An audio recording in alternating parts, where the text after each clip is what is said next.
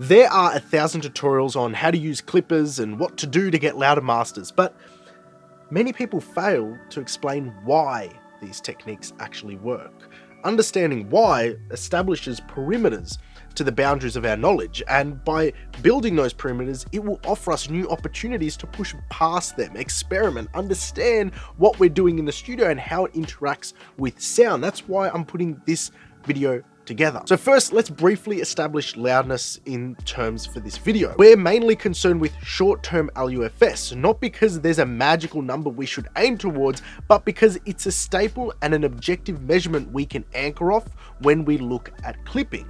Because short-term LUFS is a 3-second RMS K-weighted measurement, which means there's a running 3-second window in which a signal is K-weighted and the RMS signal is measured. Now that formality is out of the way, let's look at the science behind how clipping helps make louder masters. Now, there are two aspects to how clipping helps make louder masters. First is in the byproducts in the fidelity of the audio which clipping produces. Now, all sounds comprise individual sine waves. A complex waveform consists of a fundamental sine wave and a unique harmonic sequence of sine waves which each have their own amplitude, decays, and transient information that detail the makeup of that particular sound. Now, you're probably asking, why are you going down Audio 101? I already know this. Well, understanding waveforms, harmonics, and how they relate to RMS values gives us an insight into how clipping makes louder masters. This is important because RMS is an average of a single strength across time.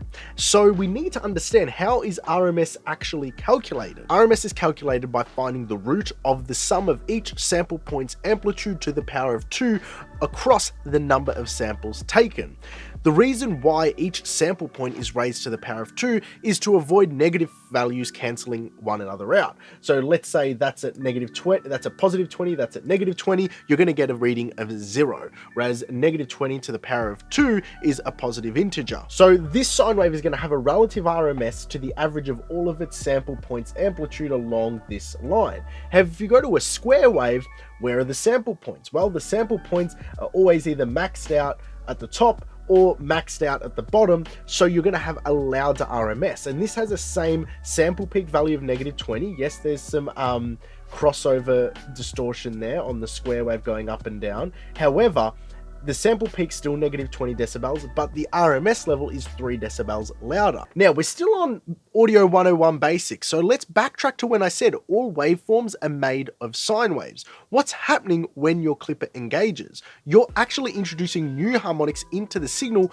when you clip it. These harmonics are a byproduct of squaring the top of the waveform off.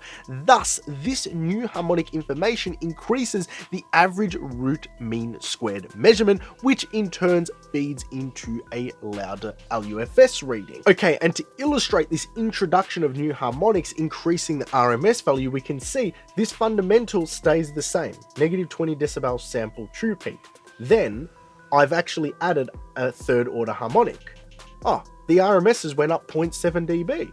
And then I've added a fifth order harmonic, another odd order harmonic. And we can see as we add these odd order harmonics, it starts to square off the waveform and we get increased RMS value. That's one way the byproduct of clipping helps create louder masters. And also in the same respect, this is the way saturation and harmonic exciters can be used to create louder masters by introducing those harmonics. The second way clipping creates louder masters is that by clipping the peaks of a signal, you buy headroom to gain stage the overall signal up in volume. The greater the amplitude of the signal, which is red, the louder the measurement. I think clippers, saturators, exciters are great on transient information, drums, anything percussive, a rhythm guitar, as the harmonics it introduces are short in nature and won't impede heavily on the sustained tone of elements if it's just clipping the initial transient. And that's also something Luca Predalessi goes on to discuss a bit more in an interview I did with him. And EQ. So good quality saturation, it's almost a way to kind of like, I'm going to use less compression, I'm going to use less EQ, and I'm going to bring low level information up. I'm going to give some certain level of perceived loudness. I'm going to actually shave a little bit of transient now. So I'm doing multiple jobs with one piece of gear.